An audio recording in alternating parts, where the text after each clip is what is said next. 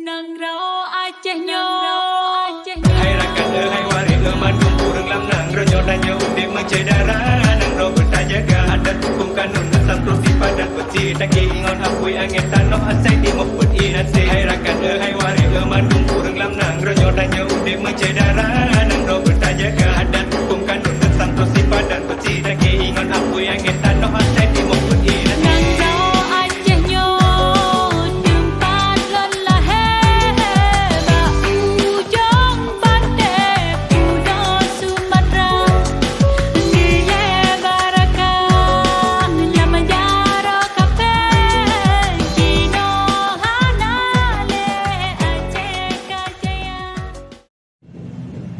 We are GKM Melati. Mengelola inventory adalah tugas kami. GKM Melati melayani sepenuh hati. Perusahaan Anda punya masalah dengan pengelolaan inventory? Hubungi kami Melati. Layani sepenuh hati.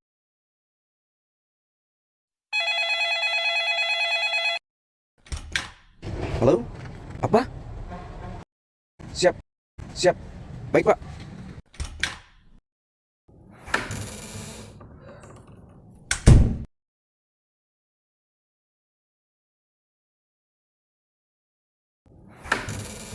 Gawat, nilai persediaan spare part tahun 2020 tinggi, yaitu 134 miliar. Namun perputaran inventory atau inventory turnover sangat rendah, hanya 11,85%. Ini menyebabkan perusahaan kita mengalami impairment suku cadang sebesar 8 miliar. Gimana ini? Kita harus menemukan solusi untuk mencegah bertambahnya nilai impairment pada tahun 2021. Kita punya waktu 8 bulan. Apa? Teman-teman, salah satu penyebab nilai persediaan tinggi menurut data SAP adalah duplikasi material, di mana ada material yang mempunyai dua nomor stok, sehingga pada saat perencanaan pengisian stok terjadi double reorder untuk material yang sama. Nah, satu lagi, pabrik kita sudah berumur 39 tahun. Banyak equipment yang sudah di-upgrade dan di-scrap. Ini membuat persediaan obsolete. Dari pengumpulan data yang dikumpulkan oleh tim Gugus Melati, ada 3 penyebab utama yang mengakibatkan nilai non-moving stock tinggi. Yang pertama, idle time persediaan. Idle time persediaan terjadi karena ada beberapa spare part yang digunakan saat turnaround namun diorder seperti jadwal rutin. Akibatnya, spare part ini harus menunggu cukup lama sampai digunakan. Rata-rata waktu menunggu spare part adalah 615 hari atau 2 tahun. Dan jika dikonversikan ke dalam rupiah, total nilai persediaan yang mengalami idle time tersebut adalah 6 miliar. Yang kedua adalah duplikasi material. Duplikasi material terjadi karena pada sistem lama sebelum beralih kepada sistem SAP, penamaan material tidak mengikuti standar cataloging. Jadi, ada beberapa spare part yang sama namun memiliki nomor stok yang berbeda. Total duplikasi material 670 juta. Dan yang ketiga adalah persediaan obsolete. Persediaan obsolete ini terjadi karena beberapa equipment sudah di-upgrade ke teknologi baru dan beberapa equipment sudah di-scrap. Ini mengakibatkan persediaan non-moving sebesar 580 juta. Dari diagram Pareto total cost dapat dilihat bahwa idle time persediaan memberi pengaruh yang paling dominan terhadap non-moving stock. Oleh karena itu, tema yang diangkat oleh tim Gugus adalah optimalisasi nilai persediaan spare part dengan judul menurunkan nilai idle time persediaan dengan menerapkan schedule stock order pada item turnaround. Adapun dampak yang ditimbulkan dari masalah tersebut adalah biaya pembelian suku cadang tinggi, nilai inventory turnover rendah, dan nilai persediaan tinggi. Sehingga dari tema ini diharapkan dapat menurunkan biaya pembelian suku cadang dan meningkatkan inventory turnover untuk memperoleh biaya persediaan yang optimum sesuai kebutuhan MRO pabrik. Berdasarkan brainstorming tim Melati ditemukan ada 4 akar masalah yang menyebabkan nilai idle time persediaan tinggi. Dari segi metode, yang pertama terkait dengan prosedur reorder stok yang belum sesuai, di mana reorder stok material TA tidak disesuaikan dengan jadwal pemeliharaan, yang artinya material diorder terlalu cepat. Yang kedua, beberapa peralatan sudah obsolete dan di-upgrade ke teknologi yang baru, namun tidak ada koordinasi terkait perubahan tersebut.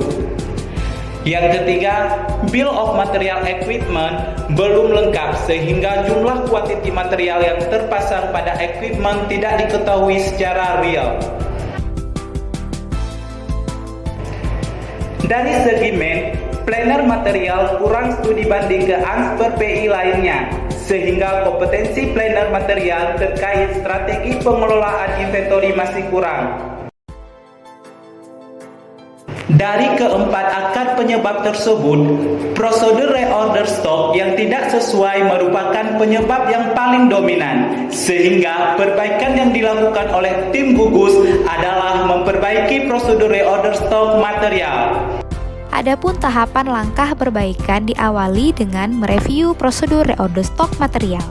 Pada tahapan ini, tim GKM Melati menemukan flow proses yang tidak sesuai dalam proses reorder stok material. Kemudian dilanjutkan dengan melakukan revisi prosedur reorder stok material. Pada tahapan ini, tim GKM Melati sudah mulai mengajukan draft revisi prosedur kepada VP Perencanaan, Penerimaan, dan Pergunangan, di mana revisi yang dilakukan adalah penambahan MRP Type VB pada proses reorder stock. Yang ketiga adalah melakukan sosialisasi prosedur baru. Sosialisasi dilakukan pada saat rapat pagi yang dihadiri oleh Departemen Pemeliharaan dan juga Departemen Produksi. Tujuan sosialisasi ini adalah memberitahukan proses reorder stock yang baru kepada end user. Keempat, dilakukan revisi pada master data SAP, di mana beberapa spare part yang sudah didiskusikan bersama rekan-rekan pemeliharaan terkait program schedule stock order direvisi pada master data SAP. Dari sebelumnya MRP Type V1 direvisi menjadi MRP Type VB. Tidak semua spare part yang digunakan pada saat turnaround dapat dijadwalkan schedule stock order. Ini mempertimbangkan tingkat kritikal dari spare part itu sendiri, sehingga untuk mengidentifikasi spare part yang dapat dijadwalkan schedule stock order, tim GKM Melati melakukan asesmen criticality spare part, di mana dalam asesmen ini akan dinilai spare part tingkat kritikalnya berdasarkan 2 kategori. Yang pertama adalah kritikal dari segi logistik, dan yang kedua adalah kritikal dari segi maintenance. Dalam analisis critical spare part berdasarkan kategori logistik, ada 4 kriteria yang dinilai. Yang pertama adalah part cost. Kriteria ini menunjukkan berapa harga pembelian spare part. Biasanya untuk kritikal harga pembeliannya sangat tinggi. Di samping itu banyak juga spare part yang tidak dibutuhkan tersedia di gudang, dan jika dijumlahkan harga lebih tinggi dibandingkan critical part yang ingin dibeli. Dalam kriteria part cost ini, spare part diklasifikasikan ke dalam 3 kategori. Yang pertama, kategori low, di mana harga spare part di bawah 100 juta. Kedua, kategori medium, di mana harga spare part di antara range 100 juta sampai dengan 200 juta.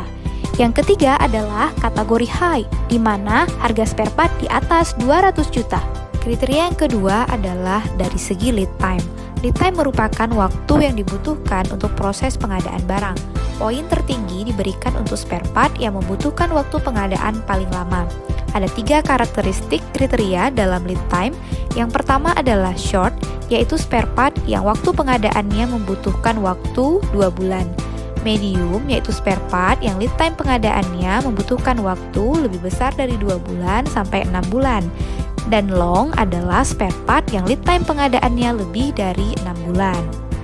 Yang ketiga adalah kriteria storage, di mana spare part yang membutuhkan additional condition dan space penyimpanan yang besar diberikan poin tertinggi. Kriteria yang keempat adalah number of potential supplier. Di sini spare part diklasifikasikan berdasarkan jumlah supplier potensial yang dapat mensuplai barang tersebut. Critical dari segi equipment dibagi 3 kategori. Yang pertama, kategori A, di mana spare part yang apabila dibutuhkan tapi tidak tersedia bisa menyebabkan minimal satu area plant shutdown. Contohnya adalah spare part for kompresor. Kategori B adalah spare part yang apabila dibutuhkan tapi tidak tersedia bisa menyebabkan satu atau beberapa equipment tidak berfungsi, namun tidak mengakibatkan shutdown. Contohnya adalah spare part pompa non-single equipment. Kategori C adalah spare part yang apabila dibutuhkan tidak tersedia di gudang, tidak berpengaruh secara langsung terhadap jalannya proses produksi. Contohnya adalah tools, consumable, dan lubricants. Dalam critical, berdasarkan maintenance kriteria ini juga dilihat dari segi usage frekuensi, di mana kategori spare part dibagi ke dalam 3 kategori. Yang pertama adalah A atau fast moving, spare part dalam kurun waktu 5 tahun memiliki transaksi pemakaian minimal 3 kali.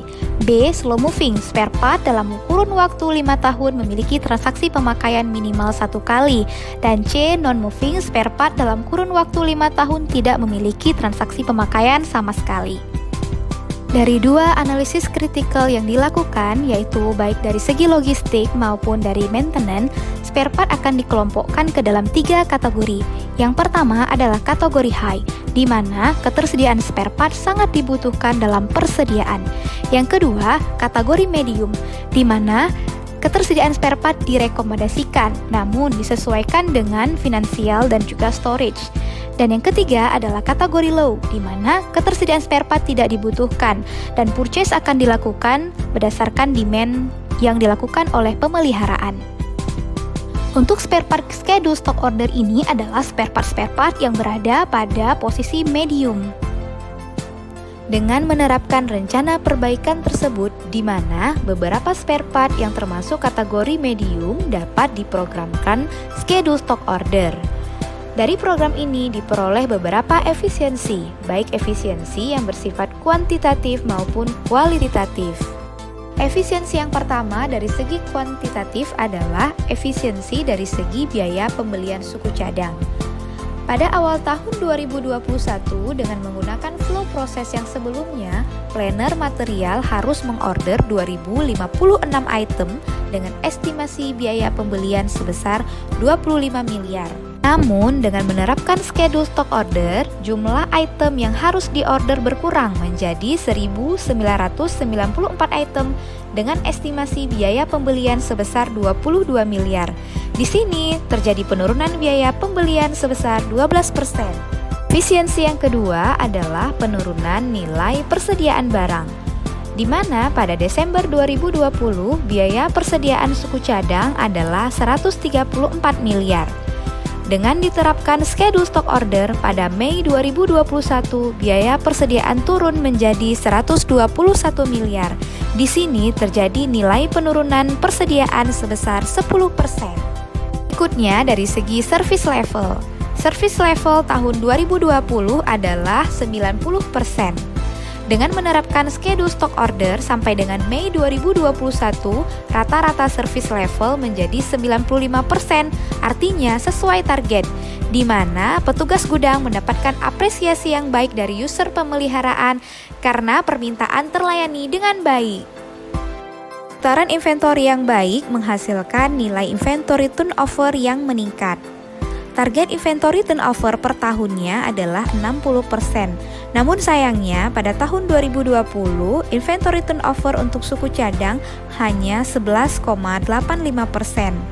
Dengan menerapkan schedule stock order ini terjadi peningkatan dari tahun 2020 sebesar 13,15%, di mana inventory turnover sampai dengan Mei 2021 adalah 25%.